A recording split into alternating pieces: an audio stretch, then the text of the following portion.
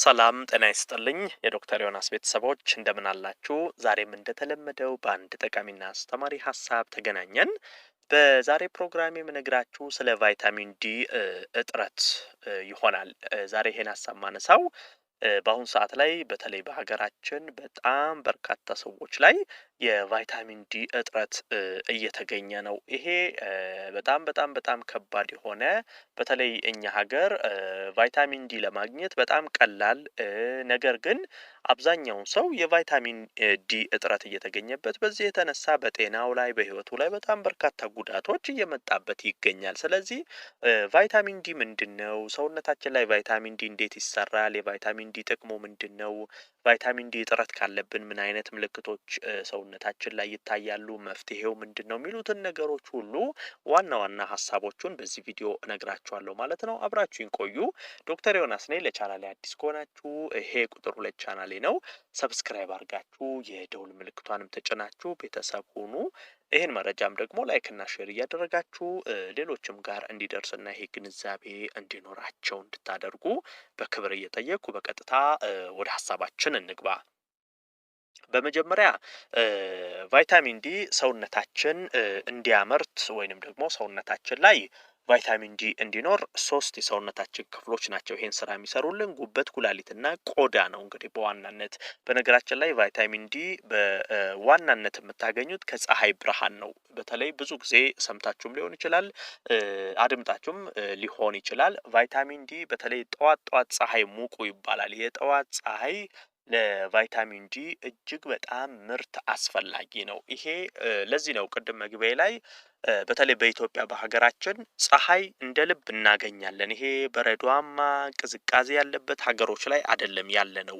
ፀሐይ እንደ ልብ የምናገኝበት ለዚህ ነው በቫይታሚን ዲ እጥረት ኢትዮጵያ ውስጥ መከሰቱ በጣም አስገራሚ ነው። በአየር ንብረቱ ብቻ ቫይታሚን ዲ በደንብ ማግኘት እንችላለን። አሁን ፀሐይ ቀን ላይ በደንብ ብትሞቁ በቃ በቂ ሰውነታችሁ ቫይታሚን ዲን ያመርታል። ነገር ግን ፀሐይ እንዴት እንደሆነ አላውቅም። ፀሐይ ባለመሞቅ የተነሳ ብቻ በርካቶች ለቫይታሚን ዲ እጥረት እየተጋለጡ ነው። ቫይታሚን ዲ እንዴት ነው ከፀሐይ ሰውነታችን የሚያመርተው የሚለውን በቀላሉ ስነግራችሁ እንግዲህ አሁን ያልኳችሁ አሁን ቫይታሚን ዲ ሰውነት ላይ እንዲመረት ቆዳ፣ ጉበት፣ ኩላሊት ነው ዋናውን ስራ የሚሰሩልን። ይሄ እንዴት ነው? አሁን ፀሐይ በምትሞቁበት ጊዜ ቆዳችሁ የፀሐይ ጨረር በሚያገኝበት ጊዜ የመጀመሪያ የቫይታሚን ዲን ያዘጋጃል። ከዛ በኋላ በደም ስር ወደ ጉበት ይሄዳል፣ ይላካል።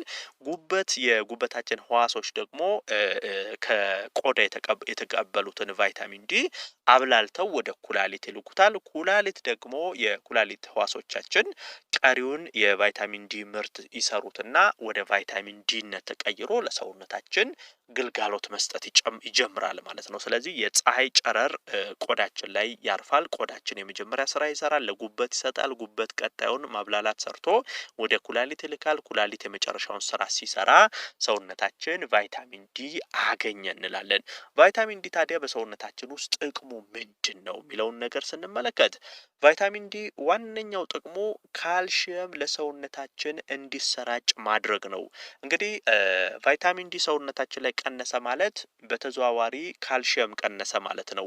በነገራችን ላይ ካልሽየም ሰውነታችን ላይ አሁን የቫይታሚን ዲ እጥረት የሚኖር ከሆነ አሁን የካልሽየም ይዘት ያላቸው ምግቦች በደንብ እየተመገብን ነገር ግን ሰውነት ቫይታሚን ዲ እጥረት ካለበት እነዚህ ካልሽየም ሄደው አንጀታችን ላይ ነው የሚጠራቀሙት። በኋላ በሰገራ ይወገዳሉ። ለሰውነታችን አይሰራጩም ወይንም ደግሞ ካልሽየም ለሰውነት መስጠት ያለበትን ጥቅም አይሰጥልንም ማለት ነው። ይሄ ከቫይታሚን ዲ ጋር ይገናኛል። የቫይታሚን ዲ ዋናው ስራ ካልሽየም ለሰውነት እንዲሰራጭ ማድረግ ነው ማለት ነው። ካልሽየም ምን ይጠቅመናል? ቢወገድ ሰውነት ላይ መኖሩ ምንድነው ጥቅሙ ካላችሁኝ፣ ዋነኛው ካልሽየም በተለይ ለአጥንት ጤንነት አስፈላጊ ነው። አሁን አጥንታችን ጠንካራ የሚሆነው አጥንታችን በተገቢው መንገድ የሚያድገው እንደዚሁም ከመገጣጠሚያ ከአጥንት ጋር የተያያዙ ነገሮች ሁሉ ትልቁን ስራ የሚሰራልን ካልሽየም ነው። እሱ ብቻ ሳይሆን ለልባችን ጤንነት ካልሽየም ያስፈልጋል። ለደም ዝውውራችን ካልሽየም ያስፈልጋል። በአጠቃላይ ከበርካታ የሰውነት ክፍሎች ጋር ተያይዞ ካልሽየም ትልቅ ጠቀሜታ አለው። ስለዚህ በተዘዋዋሪ ምን ማለት ነው? አሁን ሰውነታችሁ ላይ የቫይታሚን ዲ እጥረት ሲኖር የካልሲየም እጥረት ይከሰታል ማለት ነው። በዛን ጊዜ የቫይታሚን ዲ እና የካልሲየም እጥረት ሲፈጠር አጥንታችሁ እየሳሳ ይሄዳል። ይሄ ቶሎ ሁሉ የመሰበር እድል ይገጥመዋል። ለምሳሌ የሆነ ነገር ሲመታችሁ በትንሽ ግጭት አጥንታችሁ ቶሎ ይሰበራል። ይሄ ከፍተኛ የአጥንት መሳሳት ችግር ይገጥማችኋል። የእግር ህመሞች፣ ይሄ የትከሻ፣ የእጅ፣ የእግር በአጠቃላይ የመገጣጠሚያ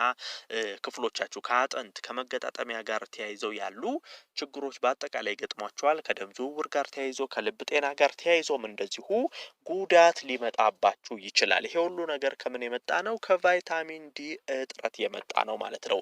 በነገራችን ላይ እስቲ አንድ ሰው ምን ያህል ቫይታሚን ዲ ያስፈልገዋል የሚለውን ነገር ልንገራችሁ። እዚህ ጋር አሁን በእድሜ መከፋፈል አለብን።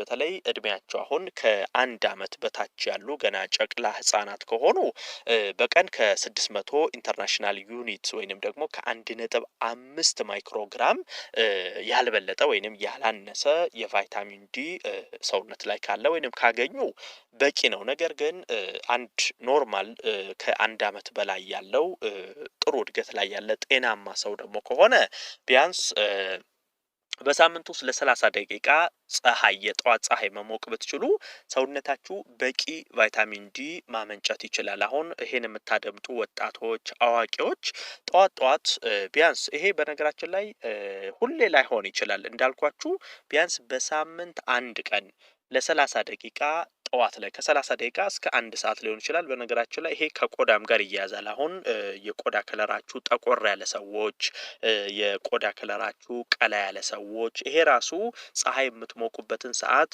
ይወስነዋል። ብዙ ጊዜ ጠቆር ያለ ቆዳ ካላችሁ እስከ 1 ሰዓት እስከ 2 ሰዓትም ልትሞቁ ትችላላችሁ። ቀላ ካላችሁ ከዛም ሊቀንስ ይችላል። ነገር ግን ቢያንስ በሳምንት ለ1 ሰዓት የጠዋት ፀሐይ ብታገኙ ከ30 ደቂቃ እስከ 1 ሰዓት ብታገኙ በቂ የሆነ ቫይታሚን ዲ ሰውነታችሁ ይይዛል። አሁን በሳምንት 1 ቀን ብትሞቁ ከ8000 እስከ 10000 ኢንተርናሽናል ዩኒት ቫይታሚን ዲ ሰውነታችሁ እንዲያመርት ያደርጋል። ይሄ በጣም በቂ ቫይታሚን ዲ ሰውነታችሁ ላይ እንድታገኙ ያደርጋል። ይሄ ከፀሐይ ብቻ ነው። ከዛ ውጪ ከምግቦች ከሰፕሊመንት ቫይታሚን ዲን ማግኘት ትችላላችሁ። ለምሳሌ የአሳ ዘይት፣ አሳ ራሱ ስጋው የአሳ ስጋ ብትመገቡ ቫይታሚን ዲ ማግኘት ትችላላችሁ። ቱና፣ ጉበት፣ እንቁላል እነዚህ ነገሮች ውስጥ ቫይታሚን ዲን በተወሰነ መንገድ ማግኘት ትችላላችሁ። ነገር ግን የቫይታሚን ዲ መጠናችሁ በጣም ዝቅተኛ ከሆነ ደግሞ ሰፕሊመንት መጠቀም ትችላላችሁ። ሰፕሊመንቱ በሕክምና ታይታችሁ በጣም ዝቅተኛ ከሆነ ነው የምትወስዱት። አንዳንድ ሰዎች ዝም ብላችሁ የቫይታሚን ዲ ሰፕሊመንት ገዝታችሁ ይሄ ቀን በቀን የምትወስዱ አላችሁ። ሰፕሊመንቱ በሳምንት 1 ፍሬ ከወሰዳችሁ ይበቃል። ይሄ ለ3 ወር ልትወስዱ ትችላላችሁ። ለምሳሌ በሳምንት 1 ለ3 ወር ብትወስዱ ዝቅተኛ በጣም ከሆነ ከፍ እንዲል ያደርጋል። ዝም ብሎ በነገራችን ላይ ሰፕሊመንቱ ቀን በቀን አይዋጥም። አሁን ቫይታሚን ዲ ሲያንስ ጉዳት እንዳለ ሁሉ ከልክ በላይ ሲጨምር ደግሞ ጉዳት አለው። አሁን ከልክ ካለፈ ቫይታሚን ዲያችሁ ካልሲየም ሰውነት ላይ በከፍተኛ ሁኔታ እንዲጨምር ያደርጋል። ከልክ ያለፈ ካልሲየም ሰውነት ላይ ደግሞ ሲኖር ከፍተኛ የድካም ስሜት ውስጥ ይከታቸዋል። ሽንት ቶሎ መምጣት፣ አንዳንድ ጊዜ ማስመለስ፣ ከፍተኛ የውሃ ጥም እንደዚህ አይነት ነገሮች እንዲፈጠር ያደርጋል። ይሄ የቫይታሚን ዲ ሲበዛና ካልሲየም ተያይዞ ሲጨምር ሊመጣባችሁ የሚችል ጉዳት ነው። ስለዚህ ሁሉም ነገር በልኩ ሲሆን መልካም ነው ማለት ነው። ዶክተር ዮናስ ነበርኩ። ይህን ሀሳብ ላይክ እና ሼር እያደረጋችሁ ለሌሎችም አጋሯቸው። ለቤት አዲስ የሆናችሁም ቻናሌን ሰብስክራይብ እያደረጋችሁ ቤተሰብ ሁኑ። የዛሬን በዚሁ አበቃው። በቀጣይ ቀን ደግሞ ሌላ ይጠቅማል ያስተምራል የምለውን ሀሳብ ይዤላችሁ ዳግም የምንገናኝ ይሆናል። እስከዛው በያላችሁበት መልካም ጊዜ